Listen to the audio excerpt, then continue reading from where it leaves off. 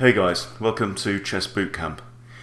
So in this video I'm going to share with you one trick, one tip that if you apply it, it will make you better at chess, it will improve your rating, you will win more games, you will get better results, and you can do it all without a teacher or any other resource. It's all right here. So I'm on chess.com, and what I'm going to do is I'm going to show you a game that I just played, and then I'm going to show you, using that example, how I plan to improve and to be a better chess player tomorrow. All right. So the way that I want you to think about this is that where you improve in chess, if you imagine that there's like a circle, some kind of shape, right? And inside that circle is all the things that you know, right? So there's patterns, there's tactics, there's opening routines, there's typical attacking patterns, all that kind of stuff. Okay, everything you know about chess is inside that circle. Outside of that circle are deeper, weirder, more obscure, more sophisticated, more multi-layered tactics and strategies and stuff like that. And that's all the stuff that you don't yet know. Now, where do you improve at chess? Is it inside the circle? Is it outside the circle? Well, no. Where it is on the edge. You have to discover the things that are just over the edge, the things that aren't yet part of your game. Okay? And I'm going to show you exactly how to do that. So you may have seen I made a video recently saying why beginners should not play blitz. And the reason why you shouldn't play blitz is because playing fast time controls is only for practicing and drilling the stuff that you already know. So it's well inside that circle. And if all you do is play a load of blitz, right, you're not giving yourself time to think outside the circle, right? Think outside the box. All you're doing is you're just repeating the stuff over and over and over again that you already know. And you're not going to improve very quickly doing that. Yes, new things will happen. Yes, new ideas might emerge, right? You will realize things that you never realized before.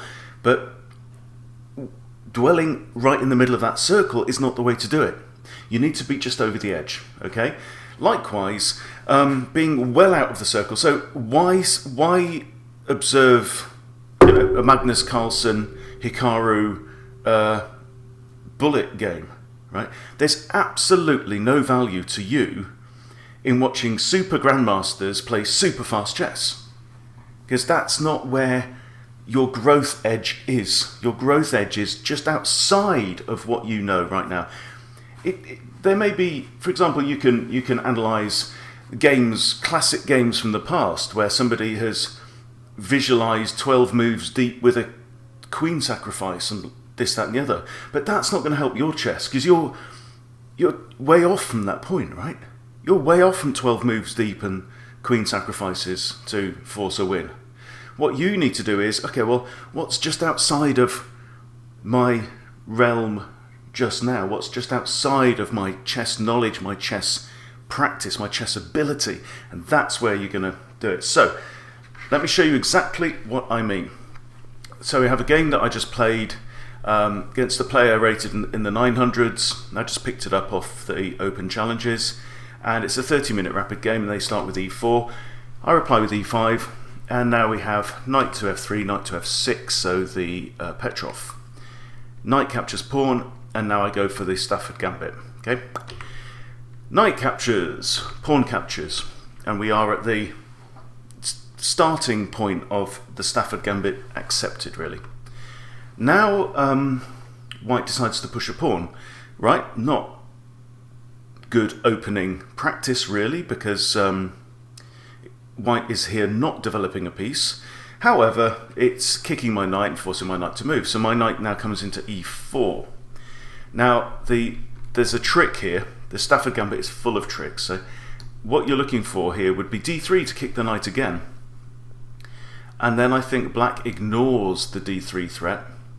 Okay, so then if pawn takes, you so you bring your bishop out to c4, and if pawn takes the knight, you play bishop to f2 check, okay, and you're going to crush your opponent either way, right? So the king's in check, so there are only two legal moves. If king takes the bishop, queen takes queen, right? So what you've done is you've deflected. So bishop out to here, pawn there, bishop out to there, pawn takes knight, you take. So king cannot take there because you simply play queen takes queen because there's no pawn now on the d file. D file is completely open, and that's really a key to the Stafford. But likewise, the only other move after bishop takes here is king goes to here, and then look, bishop to g4. Okay, and that pawn's gone, so can't block.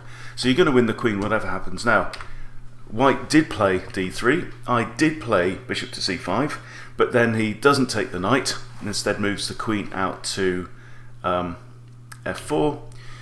I bring my knight back to g5 to hit the queen.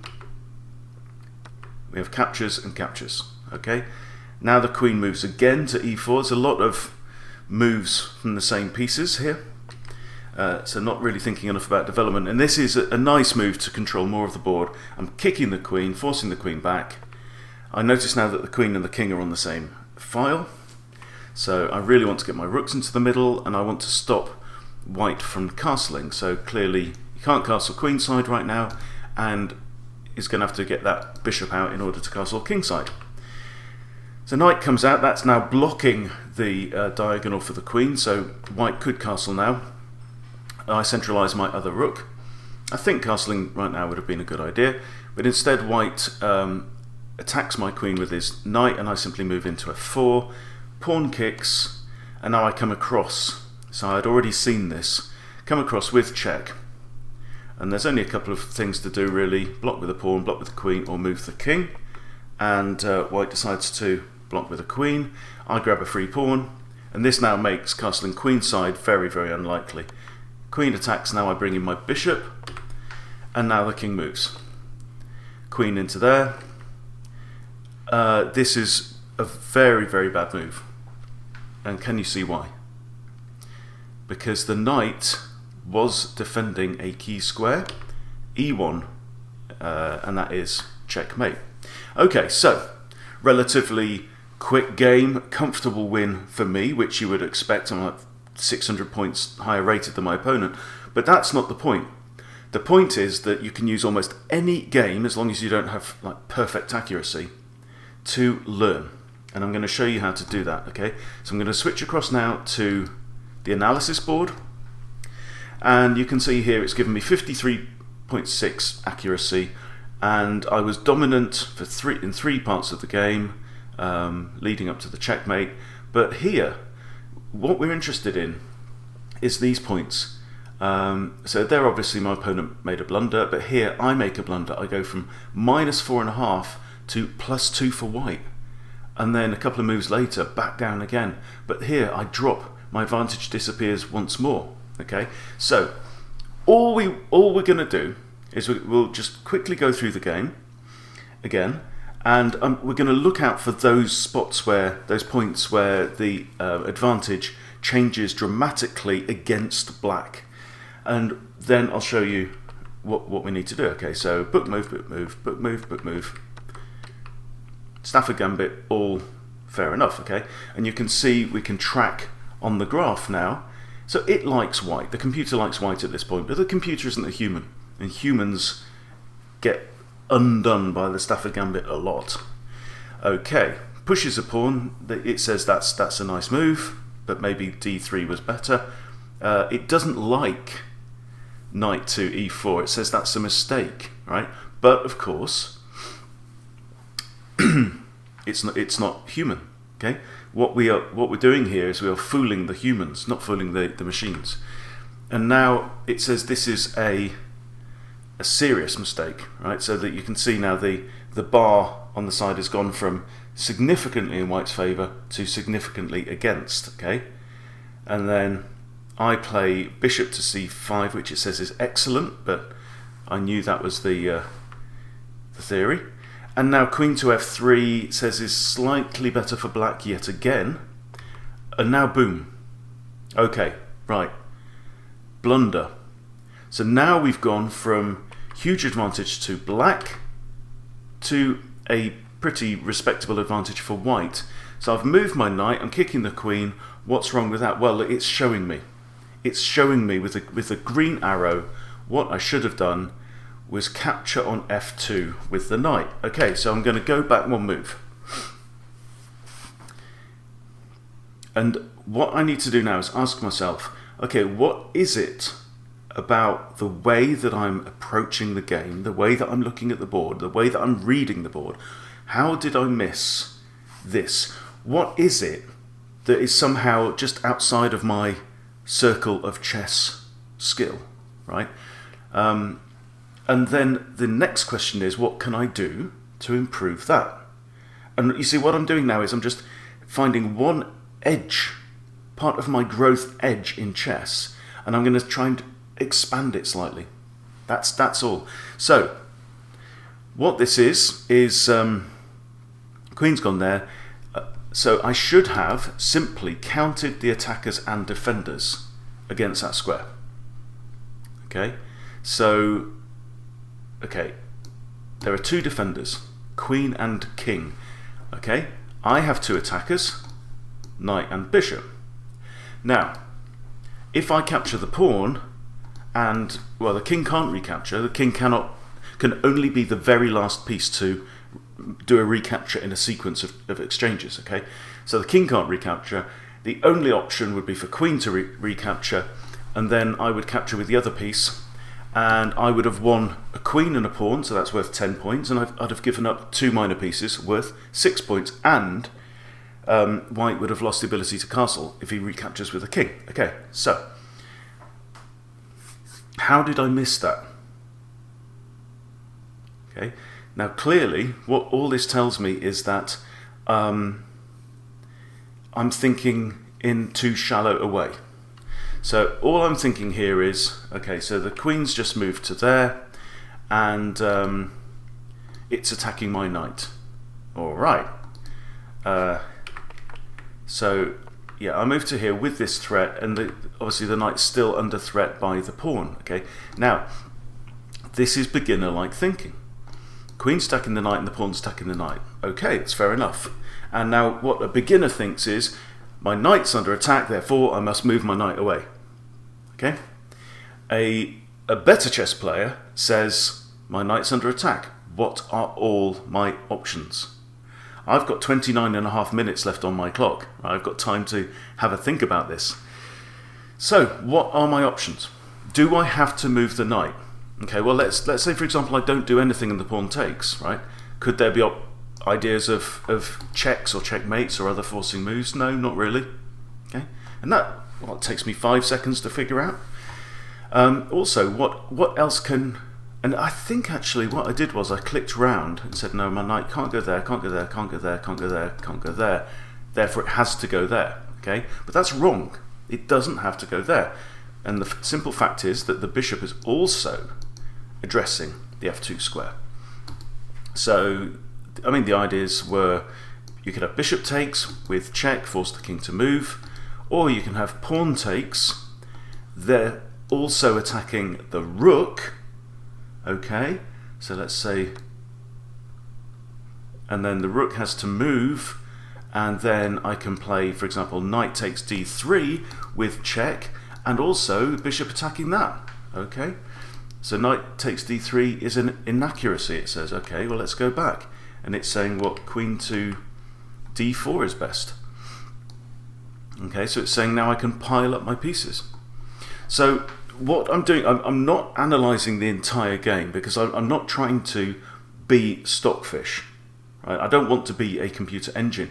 All I need to do to be a better chess player is to figure out where my edge is from that stuff that I know, right? But it's the line between what I know and what I don't know. Okay, so what I don't know is you have to stop and consider every possible move on every turn. Okay. So I should have noticed this, that knight takes is a very good option. It comes with an attack, it's a free capture, etc, etc, etc. Okay, so the next question is, well, what can I do in future to ensure that I do that? And simply, I need to remind myself to consider every possible move. Okay, and that can be difficult when you feel like you're comfortable in a game. When you are challenged in a game, it actually forces you to think more deeply, to scratch out an advantage. Okay, so that's one really, really good reason why it's just not a good idea to play players who are significantly weaker than you. You should be playing players in your range generally, if not a bit better, because that is the way to improve.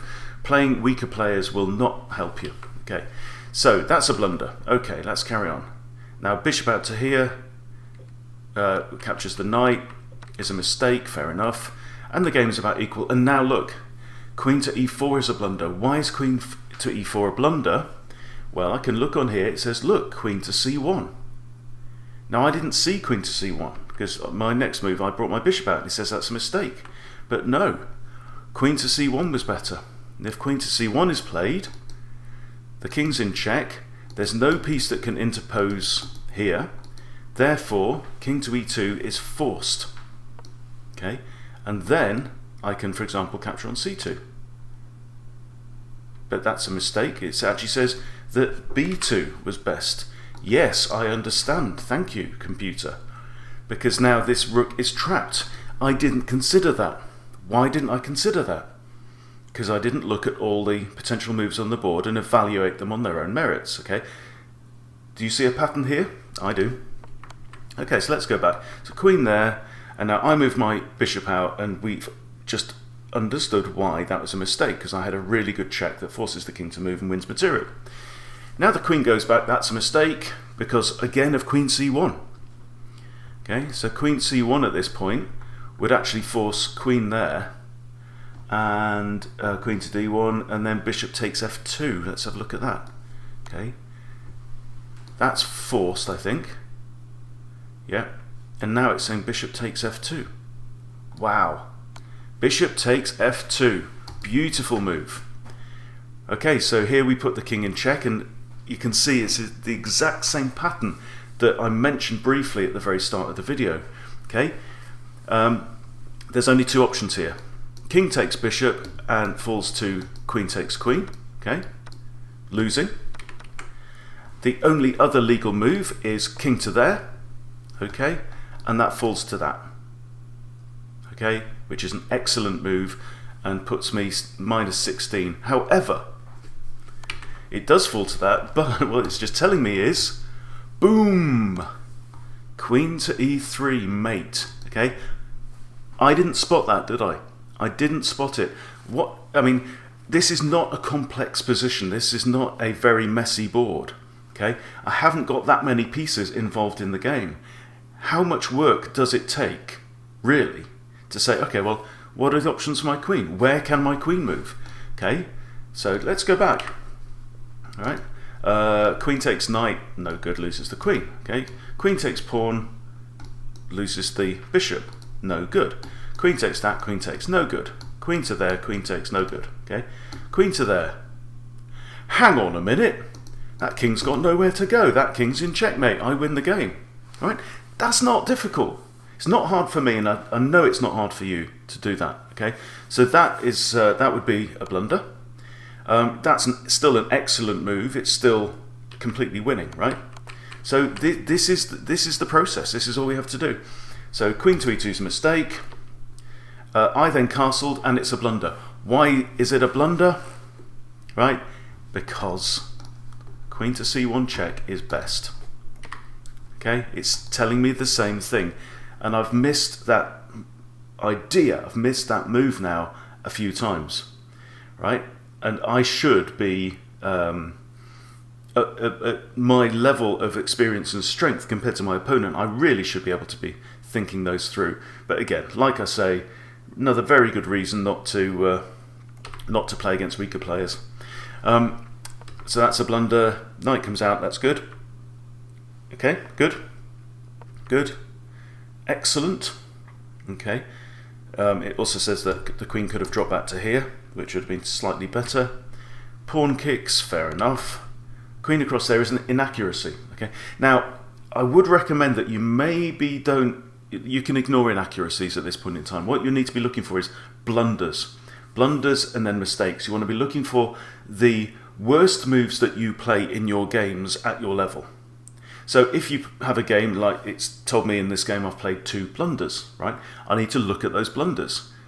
So it's a bit like making a sculpture, you know. You want to knock off the really, really rough bits first with a big chisel. You don't want to start polishing.